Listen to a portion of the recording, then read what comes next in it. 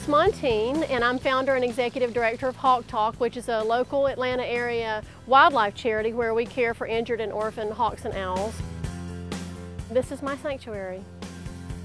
My background is actually in surgical nursing, and I started out in the early 80s as a scrub nurse. But I got out of the human medical field altogether and started working for a veterinarian, and that's where I got my first experience with an owl back in 1983. I saw this great horned owl in the clinic, and it was like an epiphany. I knew that there was somehow, some way, these animals were going to be impacting my life. I wanted to teach. That was the main thrust of my organization, is to just, take some of the mystery out of birds of prey, because it's the ignorant notions that get these birds killed by people. I think HawkTalk as an organization could definitely benefit from, the spreading of knowledge and kind of putting an end to all the ignorance regarding, raptors. And I think, Monteen does a great job of doing that. This is Sam, a great horned owl that turned 20 years old in January. And the way he came to live with me was because he was picked up, rescued by some nice people, and was fed the right food, mice. They went to the pet store and spent a ton of money on mice. But they didn't understand the importance of ghost feeding a baby. So that kind of renders them non-releasable, because he grew up thinking he's people rather than owl. And he wouldn't take a mate, and he wouldn't establish a territory, and so it would be a hard life for him. I get birds from various sources.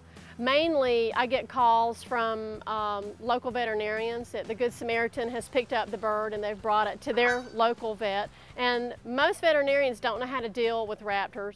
Thank goodness I have Dr. Martinez over at Loving Hands Animal Hospital that's just been so gracious to help me.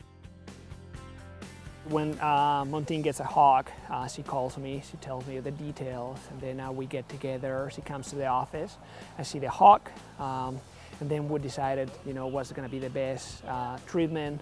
I do the medical part, and then she does the rehabilitation part. What are you saying? We live in an area where development and everything is encroached, and the animals are just kind of coming all around us.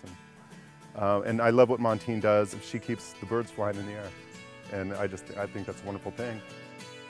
And what she does is really important, because these birds of prey, not only are they vanishing due to habitat destruction, which is what's happening to all wildlife, but kids may go through their entire life and never actually get to see one of these animals, much less understand their importance in nature. So from the educational standpoint, it's just invaluable. I have 9 birds today, only 2 rehab birds. And the other birds that I have are non-releasable, and they live with me all the time. I really admire what Monteen has done, because to rescue predators is kind of an unusual thing.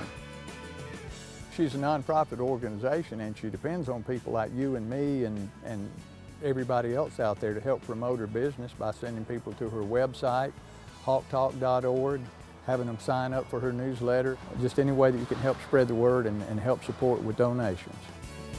I admire what she does, and I'm kind of proud to be her neighbor.